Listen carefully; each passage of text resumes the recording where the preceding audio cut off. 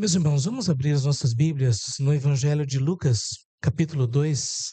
Evangelho de Lucas, capítulo 2. Um texto tão conhecido, mas creio que é tão importante nós dedicarmos um tempo para meditarmos nesta passagem das Escrituras. Evangelho de Lucas, capítulo 2. Eu gostaria de ler a partir do versículo 1. Lucas, capítulo 2, a partir do versículo 1.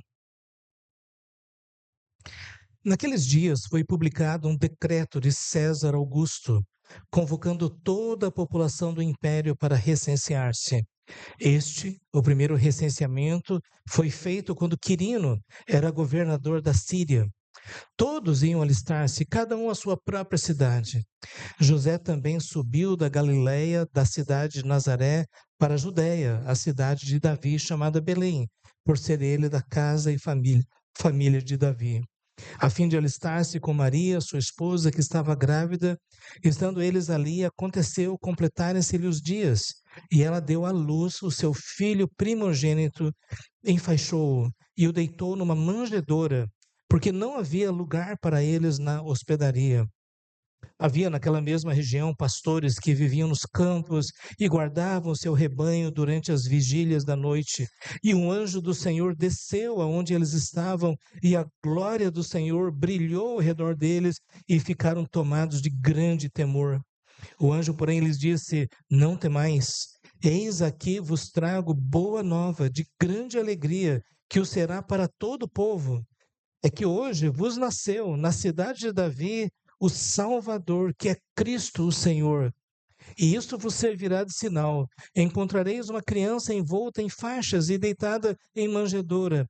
E subitamente apareceu com o anjo uma multidão da milícia celestial, louvando a Deus, dizendo: Glória a Deus nas maiores alturas e paz na terra entre os homens a quem Ele quer bem. E ausentando-se dele os anjos para o céu, diziam os pastores uns aos outros: Vamos até Belém e vejamos os acontecimentos que o Senhor nos deu a conhecer. Foram apressadamente, acharam Maria e José e a criança deitada na manjedoura, e vendo, divulgaram o que lhes tinha sido dito a respeito deste menino. Todos os que ouviram se admiraram das coisas referidas pelos pastores. Maria, porém, guardava todas as palavras, meditando-as no coração. Voltaram então os pastores, glorificando e louvando a Deus por tudo que tinham ouvido e visto, como lhes fora anunciado. Vamos orar, meus irmãos. Ó Pai, obrigado, Senhor, por tua palavra. Obrigado a Deus por todo esse relato, a Deus, de Lucas, que nos ajuda a compreender o que aconteceu naquele momento tão significativo, tão especial do nascimento de Jesus. Nós queremos, ó Deus, te pedir que o teu Espírito Santo venha aplicar essas verdades em nossos corações, que não seja somente uma história de Natal, mas que seja de fato uma confissão a Deus da nossa fé, a convicção do nosso coração, aquilo que nos motiva, Senhor, a viver para Ti. Ó Deus, nós pedimos a Tua bênção nesse momento, pedimos, ó Pai, que nos fales através da Tua palavra. Nós te suplicamos, em nome de Jesus. Amém. Eis que vos trago boas novas de grande alegria, que será para todo o povo. É interessante que a expressão vos trago boas novas, a palavra é evangelizar, né? A palavra euangelion significa boas notícias, e estes pastores receberam boas notícias de grande alegria. E quando nós lemos o Evangelho de Lucas, nós vemos a preocupação de Lucas, que foi companheiro de Paulo nas viagens missionárias, de relatar tudo o que havia acontecido. Lucas, ele mesmo começa o seu evangelho, vocês podem até abrir aí em Lucas capítulo 1, dizendo: visto que muitos houve que empreenderam narração coordenada dos fatos que entre nós se realizaram,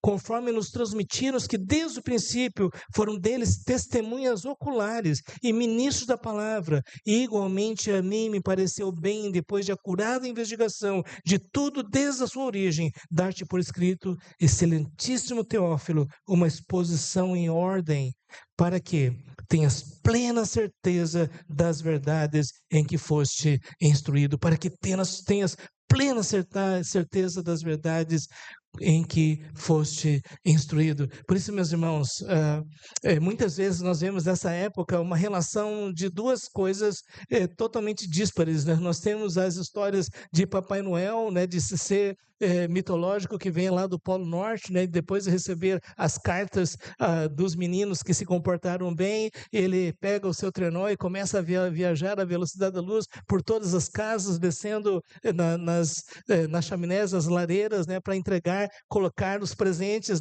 nos pés de meias que foram pendurados ali na lareira. E que as crianças então ficam na expectativa do dia seguinte, né, quando vão encontrar os presentes ali. Esta é a lenda do Papai Noel, não é? Mas é uma coisa impressionante, né, que exatamente nessa época nós comemoramos o nascimento de Jesus, que aí já não é mais uma lenda, é história, é fato, é algo que aconteceu. E aqui está algo que eu creio que é muito importante, é que nós não podemos ver as histórias sobre a manjedoura como se fosse uma historinha, mas precisamos lembrar que isso de fato aconteceu. Você acredita que realmente Jesus nasceu em Belém da Judéia? Você acredita que ele foi concebido pelo poder do Espírito Santo? Você acredita que ele de fato nasceu cumprindo as profecias que Deus havia dado através dos séculos pelos profetas? Porque isso significa ser cristão, significa crer na realidade histórica de Jesus, significa crer naquilo que ele fez, crer na sua ressurreição, crer que ele está vivo hoje. Isso significa ser cristão. E eu creio que, especialmente em nossos dias, nós precisamos lembrar das boas notícias. Porque, infelizmente, ao nosso redor nós vemos muitas más notícias. Nós vemos a violência, as guerras, a corrupção, a imoralidade, a degradação da sociedade, dos valores, das famílias. A gente vê ao nosso redor tanto ódio, tanta violência. Vocês estão informados, né, de que em diversos países da Europa decidiram cancelar comemoração de Natal e Ano Novo por ameaça terrorista, porque a polícia descobriu que havia células terroristas que estavam se preparando para explodir bombas dentro das concentrações de celebração de Ano Novo. No momento que os fogos estão subindo, algumas pessoas estavam preparando para explodir bombas no meio das pessoas. Isso está muito longe de ser paz. Na verdade, você pode imaginar quando as nações que tiveram sua herança cristã, como Alemanha, Inglaterra, França, agora estão tendo que cancelar festas de fim de ano pelo medo do ataque terroristas. E esse medo é justificado? Em parte sim, porque houve, por exemplo, agora na Austrália, aquele ataque onde pai e filho abriram fogo, né, contra judeus que estavam comemorando suas festas na praia lá na Austrália, e nós não sabemos o que mais. O fato que já descobriram já prenderam algumas pessoas em alguns lugares que já estavam preparando novos atentados. Como é que uma pessoa pode viver tranquilo, né, sabendo que isso pode acontecer em qualquer lugar? Por isso que, numa época como essa, muitas vezes nós ficamos tristes ao ver, né, por exemplo, mesmo a realidade do nosso país, tanta injustiça, tanta corrupção, tanta impunidade, tantas pessoas, né, que aparentemente se dão bem e não se deparam com a justiça, e nós olhamos para tudo isso, não são boas notícias. Mas quando nós olhamos para o Evangelho, nós vemos que o maior problema, depois de tudo, não é guerra, não é corrupção. O maior problema é o nosso relacionamento com Deus. E o fato é que Deus havia prometido desde o Antigo Testamento que iria enviar o Salvador, que iria enviar alguém que traria a redenção, perdão dos pecados, certeza da vida eterna. Deus havia prometido isso aos pais pelos profetas através dos séculos. O povo judeu aguardava com ansiedade. Eles estavam dizendo: será que esse é o tempo que as profecias vão se cumprir? Eles estavam na expectativa de ver as coisas acontecendo geração após geração. Os pais ensinavam para os filhos: meu filho, filho, o Messias vai vir, o Messias prometido, ele vai vir para trazer redenção, salvação para o seu povo. E cada geração que nascia nessa esperança. Mas o fato é que depois do último profeta lá do Velho Testamento, Malaquias, nunca mais houve nenhum profeta falando em nome do Senhor. E durante 400 anos, silêncio. 400 anos, nenhum profeta mais. Você pode imaginar que para muitas pessoas a ideia era: Deus não vai cumprir as suas promessas. Nós temos que aceitar na realidade que as promessas de redenção, de novos céus e nova terra, como Isaías disse, não vão se cumprir. Mas o fato é que nós temos aqui o relato de Lucas, de que esses pastores, eles estavam no campo. E Lucas fala logo no início, né, sobre o nascimento de Jesus, que Jesus nasceu em Belém da Judéia. Veja bem, Jesus morava na Galileia, era chamado até de Galileu. Jesus morava com seus pais ali, possivelmente compartilhava da mesma profissão do seu pai, né, que era uma espécie de artesão.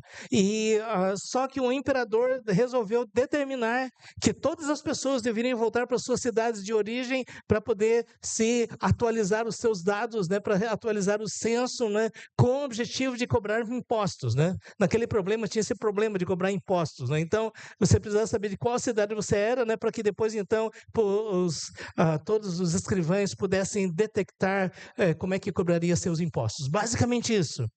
E o fato, então, é que José e Maria tiveram que fazer uma longa viagem da Galileia até perto de Jerusalém.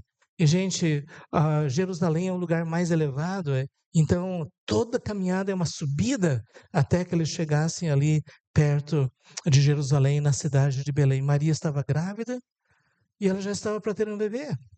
Depois de toda essa viagem, Deus já havia anunciado, Maria havia concebido, de acordo com a promessa de Deus.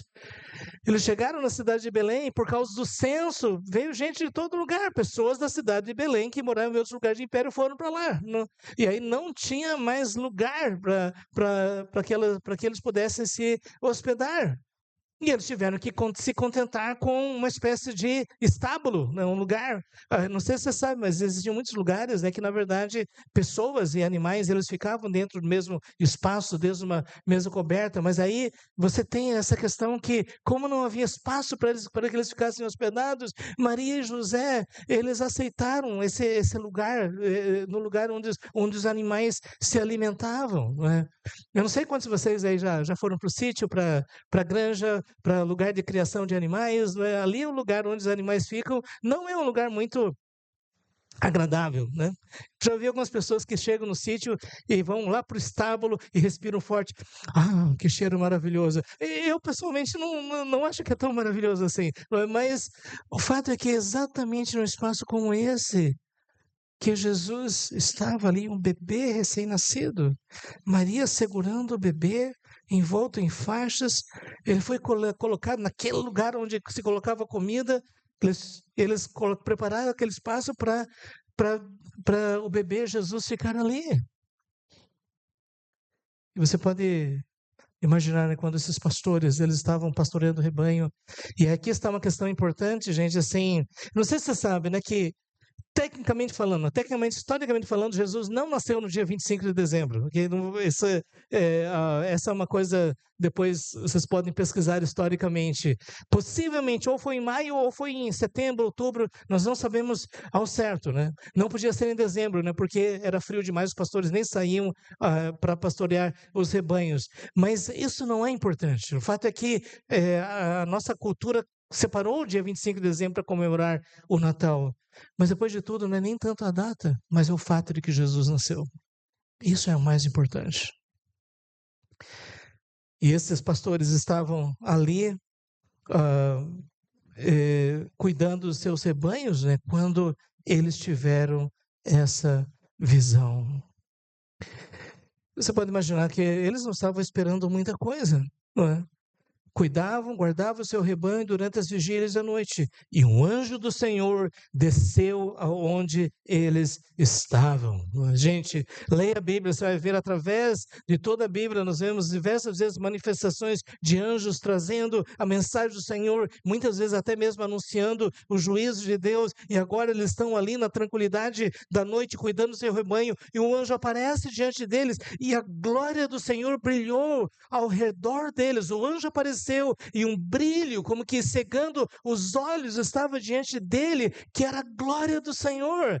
O pessoal que conhecia o Velho Testamento sabia o que era a glória o Shekinah, aquela glória que encheu o templo de Salomão quando ele foi consagrado. E agora eles estavam ali naquela noite calma, tranquila, mas eles viram esse brilho glorioso, grandioso do Senhor ao seu redor. Eles foram envolvidos por esta luz e estavam diante deste anjo, e eles foram tomados de grande temor. A palavra aqui significa que eles ficaram apavorados, eles ficaram aterrorizados. Mas de onde vem o medo? É de que muitas vezes, quando Deus manifestava a glória de um anjo, era para anunciar o juízo de Deus. Leia Apocalipse. Todo o livro de Apocalipse é o anúncio do juízo de Deus através dos anjos. E agora essas pessoas estavam ali dizendo: nós vamos morrer, Deus está trazendo o seu juízo. Vocês se lembram, né, que quando Isaías viu o Senhor assentado no alto sublime trono, rodeado dos seres angelicais, ele disse: eu vou morrer. Quando João viu a glória do Senhor Jesus lá no Apocalipse, ele caiu como morto. Isso é uma coisa aterrorizante. O anjo, porém, disse: não tem mais. E aqueles: fiquem calmos, fiquem tranquilos. Depois daquele brilho, daquela glória, se acalmem. E eles precisavam mesmo. Você imagina só o coração pulando forte, e aquele medo, aquele terror diante daquela visão. Diz: não tem mais. Eis aqui vos trago boa nova de grande alegria. Não é de juízo, não é de condenação, é de grande alegria. Eu tenho boa notícia para vocês. Agora, por que o anjo vai aparecer diante desses pastores simples no campo? Não foi nos palácios, não foi nos quartéis, foi no meio desses pastores. Nós vamos ver depois. Eu trago para vocês boa nova de grande alegria. E aqui nós temos, meus irmãos, a mensagem cristã é uma mensagem de grande alegria, verdadeira alegria. A boa notícia é que a promessa que Deus havia feito através dos profetas estava se cumprindo naquele momento. Que o próprio anjo estava dizendo: vocês estão sendo testemunhas. Qual é a notícia que vai ser para todo o povo de Israel? É que hoje vos nasceu na cidade de Davi. E aqui está, meus irmãos, porque Deus havia anunciado que um descendente de Davi viria para trazer redenção e juízo. E aqui está agora essa notícia, é que hoje vos nasceu na cidade de Davi o Salvador, que é Cristo o Senhor. Essa é a boa notícia. Cristo nasceu. Veja o que está lá, como nós lemos, foi lido logo no início, Isaías capítulo 9, versículo 1 a 7. Mas para a terra que estava aflita, não continuará a obscuridade. Deus, nos primeiros tempos, tornou desprezível a terra de Zebulon e a terra de Naftali, mas no último tornará glorioso o caminho do mar, além do Jordão, Galiléia dos gentios. O povo que andava em trevas viu grande luz, e os que viviam na região da sombra da morte resplandeceu-lhes a luz. E mais na frente, nós temos versículo 6 dizendo: porque o menino nos nasceu, um filho se nos deu, o governo está sobre os seus ombros, e o seu nome será Maravilhoso, Conselheiro, Deus Forte, Pai da Eternidade, Príncipe da Paz, para que se aumente o seu governo e venha paz sem fim sobre o trono de Davi, sobre o seu reino, para o estabelecer e firmar mediante juízo e justiça, desde agora e para sempre. O zelo do Senhor dos Exércitos fará isso. Essa é a profecia. 700 anos antes de Jesus nascer. 700 anos antes. Deus já havia falado através do profeta Isaías. Por isso que nós vemos aí em Isaías 52, verso 7 em diante, diz: que formosos são sobre os montes os pés do que anuncia as boas novas, que faz ouvir a paz, que anuncia coisas boas, que faz ouvir a salvação, que diz a Sião: o teu Deus reina. Eis o grito dos teus atalaias, eles erguem a voz, juntamente exultam, porque com os seus próprios olhos distintamente veem o retorno do Senhor a Sião. Rompei em júbilo, exultai a uma ruína de Jerusalém, porque o Senhor consolou o seu povo, remiu Jerusalém, o Senhor desnudou o seu braço à vista de todas as nações, e todos os confins da terra verão a salvação do nosso Deus. Essa promessa do Antigo Testamento, Isaías capítulo 66, diz: o Espírito do Senhor está sobre mim, porque o Senhor me ungiu para pregar boas novas aos quebrantados, enviou-me a curar os quebrantados de coração, proclamar a libertação aos cativos e a pôr em liberdade os algemados, e a pregoar o ano aceitável do Senhor e o dia da vingança do nosso Deus, a consolar todos que choram e a pôr sobre os que em Sião estão de luto uma coroa em vez de cinzas, óleo de alegria em vez de pranto, veste de louvor em vez de espírito angustiado, a fim de que se chamem carvalhos de justiça, plantados pelo Senhor para a sua glória. Profecia de Isaías. O povo esperava o cumprimento dessas profecias. E através dos séculos, 700 anos antes de Jesus nascer. Por isso você percebe que toda a linguagem que nós temos aqui em Lucas é basicamente a linguagem das profecias do Antigo Testamento. A minha pergunta é, por que hoje em dia isso já não nos empolga mais? Porque hoje em dia isso já não é uma coisa tão significativa? Porque a gente deseja ouvir outras coisas e não mais estas verdades que nós temos aqui? Eu creio que uma das razões é que muitas pessoas hoje em dia já não sentem mais a realidade da necessidade da salvação. O fato é que Natal, o verdadeiro nascimento de Jesus, é um dia de boa nova, é um dia de grande alegria, porque o angustiado vai ser confortado, o escravizado vai ser liberto. As pessoas que estão debaixo do jugo do pecado, da mentira, do engano, vão ser transformados. Pessoas que estão mergulhadas na escuridão, na densa escuridão do pecado e ignorância, da escravidão espiritual, vão ser transformadas, porque o Messias nasceu, Jesus veio para trazer salvação até os confins da terra, para que mesmo os lugares mais escuros possam ver a sua luz. Essa é a mensagem do Evangelho. Esses dias eu estava vendo o testemunho de um diretor de cinema que dirigia filmes de terror. Totalmente ateu. E não somente ateu, mas ele gostava de atacar os cristãos, ele gostava de chamar os cristãos para briga. Só que ele tinha uma noiva, e a noiva disse que Jesus estava chamando ela de volta. A sua noiva voltou a frequentar a igreja. E ele ficou muito chateado. Mas o fato é que depois eles se casaram e ele disse assim, eu não creio em nenhuma dessas coisas, mas deixa eu dar uma olhada numa coisa aqui. Ele encontrou um vídeo sobre a glória de Deus na criação, de um grande cientista chamado Hugh Ross, que é um dos grandes apologetas da nossa época. E esse homem ateu disse, parece que tem algum sentido. E depois ele continuou pesquisando, só estou resumindo a história, mas o fato é que chegou um momento em que ele disse, e não é que é verdade? Ele recebeu Jesus como Senhor e Salvador, de ateu se transformou num cristão dedicado ao Senhor, e hoje ele dirigiu um filme, uma grande produção, um documentário demonstrando a verdade do cristianismo diante da ciência, da filosofia, da história. Ele entrevistou alguns maiores intelectuais, que nós temos maiores cientistas. Esse filme foi lançado agora recentemente, Universo Designado, o nome do filme. Uma pessoa que saiu do ateísmo para a fé, mas não somente para a fé, mas para alguém que está lutando pela defesa do Evangelho, da verdade de Deus. Porque é Deus que faz. Por isso que, para mim, esse texto é tão importante. Porque nós cremos em quem não havendo visto a mais, no qual não vendo agora, mas crendo, exultais com alegria indizível e cheia de glória. A característica de um verdadeiro cristão transformado pelo Evangelho de Cristo é alegria. Eu já compartilhei algumas vezes aqui com os irmãos. Mas aos 15 anos de idade, eu estava afundado na escuridão. Um adolescente, lendo filosofia oriental, meditação tibetana, experiências ocultistas, envolvido com uma gangue de sem futuro do meu bairro. Muitas pessoas dizem, eu não consigo imaginar o pastor Jorge todo vestido de preto, andando pelas ruas da cidade com um monte de gente sem futuro, andando pelas festas e coisas.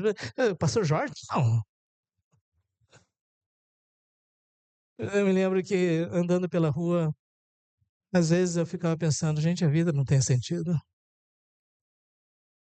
Eu compartilhei com os irmãos que teve uma vez que morava com a minha tia no centro de Curitiba, no 5º andar, e uma voz dizia, por que não?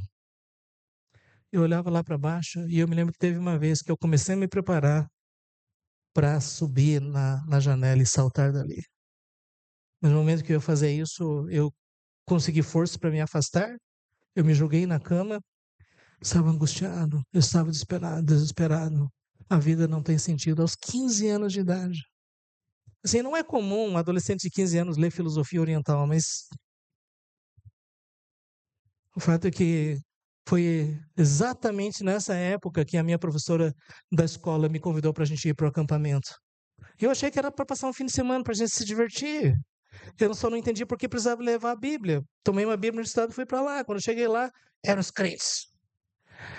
E eu quero dizer para você, gente, quando um descrente se vê no meio dos crentes, é uma coisa muito estranha. Mas depois eu descobri que eles eram normais, né? Você sabia que muitas pessoas, quando olham para os crentes, acham que são estranhos mesmo? Né? Eles eram normais. Mas eu vi 2 estudos. Por que Jesus morreu na cruz e o preço de seguir a Jesus. E Deus usou essas mensagens para me levar a uma verdadeira fé em Jesus como meu Senhor e Salvador. Agora minha pergunta é, como é possível sair de filosofia oriental de total incredulidade para uma fé em Cristo num fim de semana? Como isso podia acontecer? O fato é que quando eu voltei para Curitiba, já era uma nova criatura. Já tinha sido transformado. Meu coração estava cheio de alegria. Eu me lembro que quando eu cheguei em Curitiba, eu sentia que eu estava leve, sabe? Quase que como voando, dizendo o que foi que aconteceu comigo. Só depois eu fui entender que de fato Jesus havia entrado na minha vida, que ele havia me perdoado, que era uma nova criatura, que ele tinha me salvado. Depois eu fui entender essas coisas. A gente não sabe como é que a gente se converte, é um mistério. Mas uma coisa nós podemos saber, é que quando nós conhecemos a Cristo, nós experimentamos verdadeira alegria. Toda escuridão, todo peso, toda angústia foi embora de repente, repentinamente. Meu coração estava cheio de alegria e leve na presença de Deus.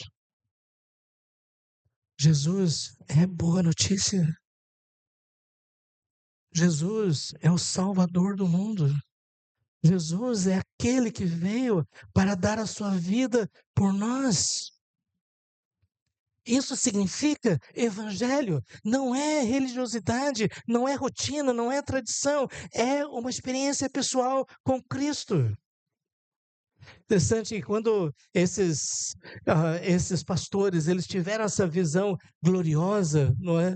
E o anjo disse: olha, você vai ter um sinal. Como é que você vai saber que você está diante daquele que é o Salvador, que é Cristo, o Senhor prometido? Como é que você sabe? Vocês vão ver uma criança numa manjedoura. Agora eu quero perguntar assim: como é que você vai dizer que o Rei dos Reis está num estábulo, numa manjedoura? Esse é o sinal. Vocês querem saber como é que vocês vão descobrir? Vocês não vão encontrar no Palácio dos Reis, vocês não vão ver entre os homens mais ricos, vocês vão ver esse bebê no estábulo. E ali está a promessa do Senhor. Ele é Cristo, Ele é o Senhor, Ele é o Salvador.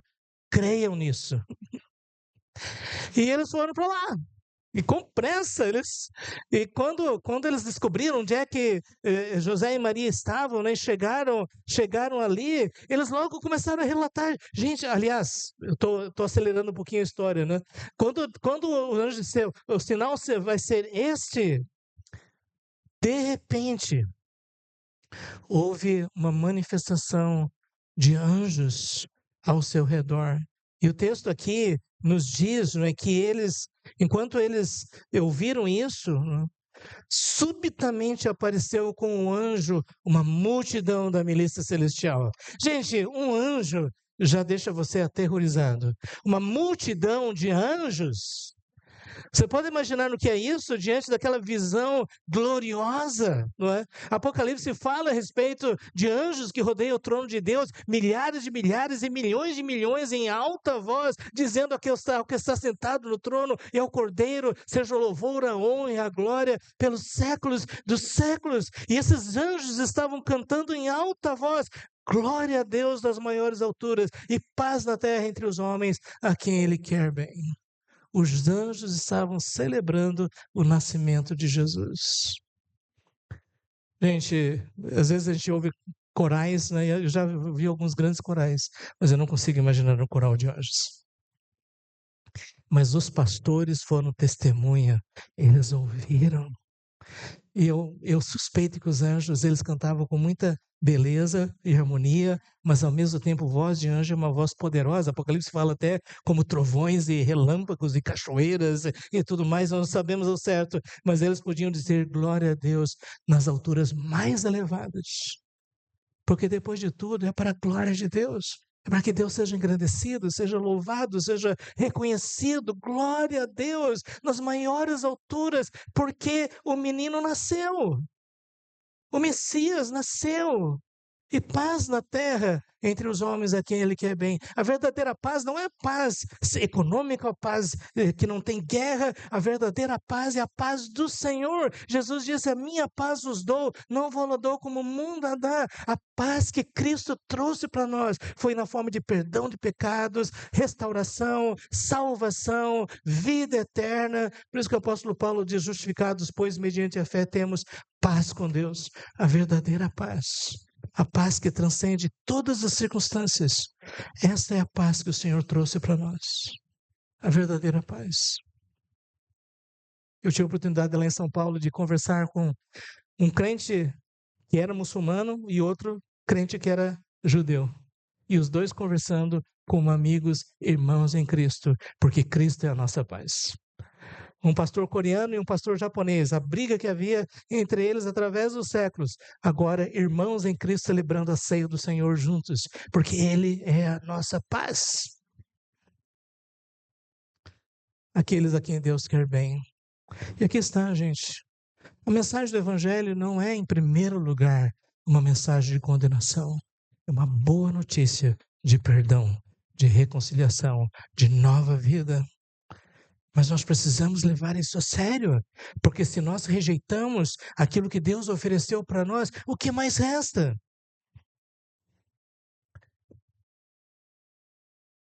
Uma visão de anjos. Voltaram então os pastores, eles foram então para Belém.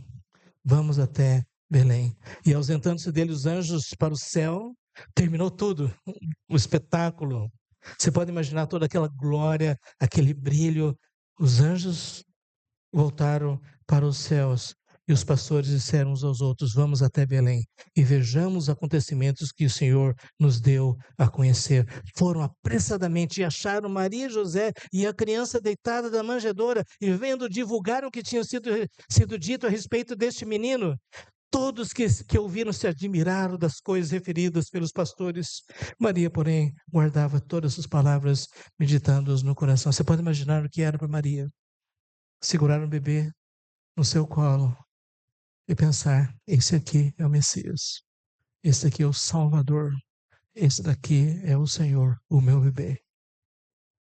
Por isso que tem uma música muito bonita de época de Natal que diz: Maria, você sabia que quando você beijava o rosto do seu filho, você estava beijando o rosto de Deus?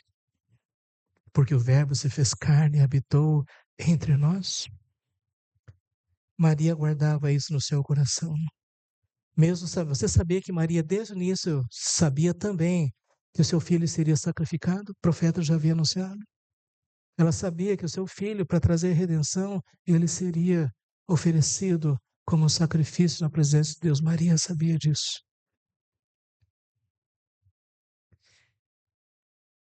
E chegando àquela hora, dava graças a Deus. Aqui está, gente. Nós vemos, né, em Lucas capítulo 2, versículo 29.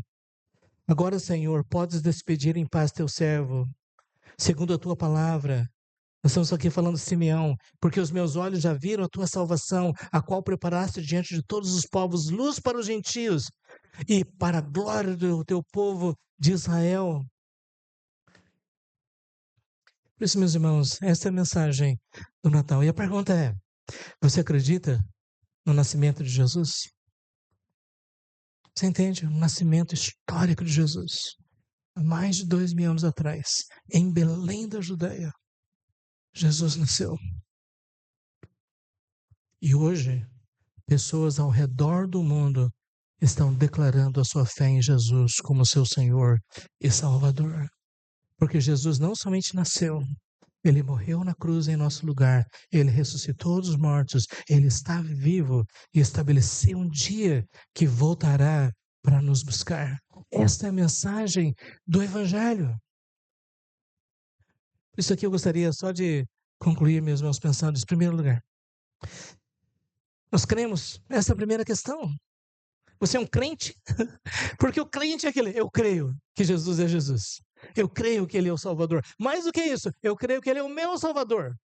Eu creio que ele morreu na cruz no meu lugar. Eu tenho a certeza da minha salvação. Você crê em Jesus? Em segundo lugar, você tem alegria realmente em Jesus? Eu não estou falando sobre a alegria das coisas que essa vida pode nos dar, mas a alegria do Senhor. E a alegria do Senhor é a nossa força, verdadeira alegria. Jesus disse: eu quero que vocês tenham a alegria que eu tinha com o Pai antes da fundação do mundo. Alegria independente das circunstâncias. Uma alegria na presença de Deus. Como o próprio apóstolo Paulo disse, ele pensa: alegre-se no Senhor. Outra vez digo, alegre-se. Terceiro lugar, você é grato? Você é grato por aquilo que Cristo fez? Eu desejo expressar essa gratidão ao Senhor. E além disso, Jesus, que ressuscitou dos mortos, disse: vão e façam discípulos de todas as nações. Queria pedir que os irmãos olhassem ali para trás, aquela parte que está ali, pode olhar para ali. Talvez muitos não perceberam, né, ou não notaram, né? Quando a gente chega, diz: vinde e adorai. Quando a gente sai, ide fazer discípulos. Porque essa é a nossa missão. Você realmente acredita que aquelas pessoas que ainda não receberam Jesus precisam conhecer a verdade do Evangelho? Você acredita nisso? Porque o Filho do Homem veio para buscar e salvar aquele que se havia perdido. Ser e fazer discípulos. O verdadeiro discípulo de Cristo. Que nós estamos comprometidos em alcançar aquelas pessoas que ainda não conhecem as boas novas. Isso faz lembrar dos missionários que chegaram lá na Groenlândia e muitos, eu não sei se você sabe, né, que muitos deles receberam Jesus, se transformaram em crentes fortes, mas um senhor idoso perguntou para o missionário, isso foi no século XVIII, desde quando vocês sabem dessas boas notícias? E o missionário disse: olha, já faz 1700 anos. E aquele homem perguntou: por que vocês vieram dizer isso só agora? E aí estava a questão, porque quem recebe a Jesus fica perguntando de todas aquelas gerações que não puderam ouvir o Evangelho. E sabe, depois de tudo, pessoas com quem você convive dia após dia, talvez vão perguntar: você era crente? Era? Por que você nunca falou comigo? Não, é que eu tinha medo de ofender. Eu não queria perder. Eu já vi pessoas dizer: eu não falo porque eu não quero perder meus amigos. Eu quero perguntar para você se realmente são amigos.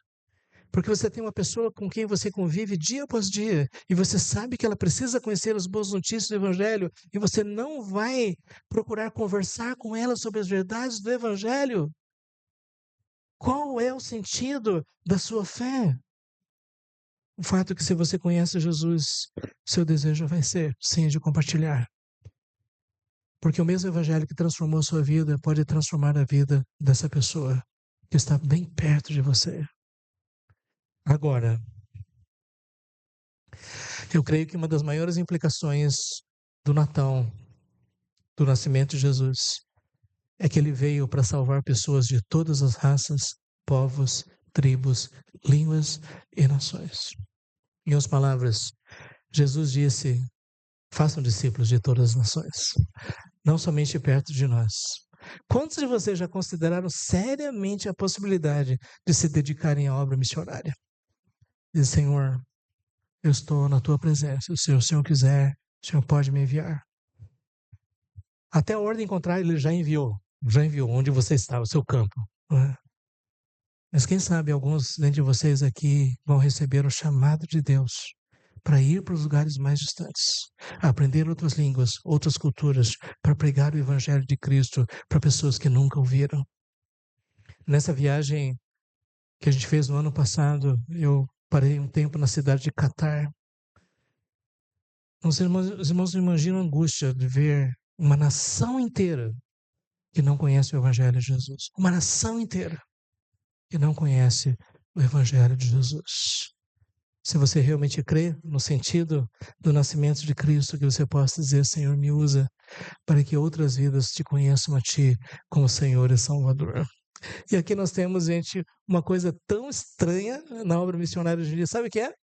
Você pode gravar um vídeo evangelístico e você pode traduzir para o japonês, para o indiano, para o mongolês, para o que você quiser. Você pode fazer isso e postar. E alguém em algum lugar pode ver você com seu rosto, com seu timbre de voz, falando na língua dele. Um amigo meu fez isso, ele é descendente de japonês, gravou em português, falando em japonês. Hoje em dia nós temos muitas oportunidades de fazer conhecido o Evangelho de Cristo. Eis que vos trago boas novas de grande alegria, que será para todo o povo. Todos nós estamos numa missão. Uma missão de alcançar adoradores para o Cordeiro até aquele grande dia. Que Deus nos dê a graça de assumirmos a nossa parte, o nosso papel na grande obra missionária e fazer discípulos de todas as nações. Vamos curvar nossas cabeças, meus irmãos, vamos orar.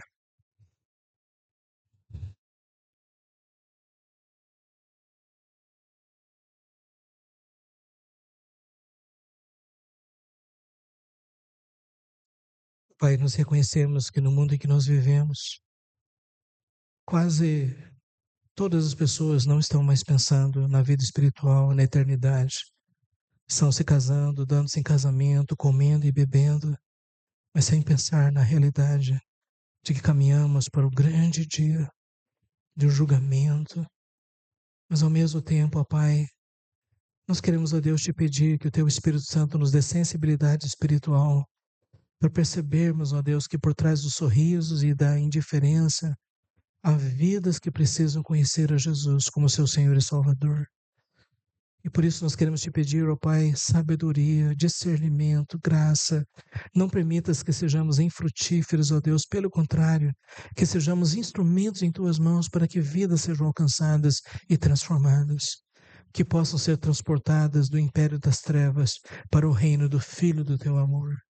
Ó Pai, ouve a nossa oração, nós te pedimos, em nome de Jesus.